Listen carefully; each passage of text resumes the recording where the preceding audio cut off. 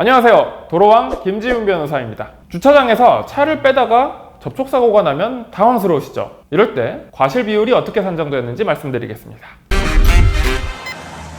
먼저 대부분 주차장은 도로교통법상 도로에 해당하지 않기 때문에 이곳에서 사고가 발생하거나 무면허 운전을 한다고 해도 형사처벌이 되지는 않습니다. 즉 12대 중과실이 적용되지 않는 곳인데, 하지만 사고가 나면 민사상으로는 당연히 과실 비율을 따져야 합니다. 주차장에서 출차하는 차를 출차차라고 하고 통로를 주행하는 차를 통로차라고 부르겠습니다. 아무리 차들이 많이 나가고 들어오는 주차장이라고 하더라도 통로차보다는 주차를 한 차에게 조금 더 큰 주의 의무가 있습니다. 그래서 기본적인 출차 사고의 경우 출차차가 통로차보다 더 큰 책임, 약 70% 정도의 과실 책임을 지는 것이 보통입니다. 하지만 여러 가감 요소가 있습니다. 출차차가 너무 급가속을 하면서 나갔다든지, 혹은 통로차가 이미 출차차의 주차구역을 지나갔는데 사고가 발생했다든지, 이럴 때는 최소 10% 정도 출차차에게 과실을 더 물을 수가 있습니다. 반대로 통로차가 가속을 했다든지, 혹은 우측 통행을 위반했다든지, 아니면 주차장에 있는 화살표 선을 위반해서 운행을 했다든지, 또는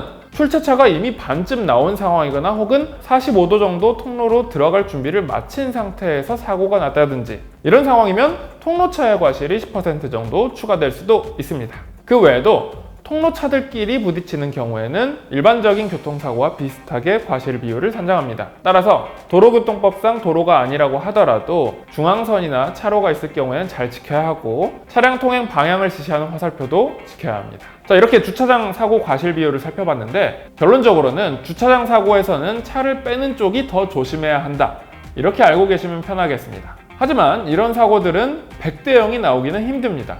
왜냐면 아까 말씀드렸듯이 워낙 주차장에서는 나오고 들어가는 차가 많기 때문이죠. 따라서 통로차든 출차차든 모든 차가 주의 의무를 다해야겠고, 사고가 나면 결국 본인에게 손해라는 생각을 항상 하셔야겠습니다. 꼭 명심하시고 주차장 내에서도 방어운전, 안전운전, 그리고 양보운전 실천하시길 바라겠습니다. 지금까지 도로왕 김지훈 변호사였습니다.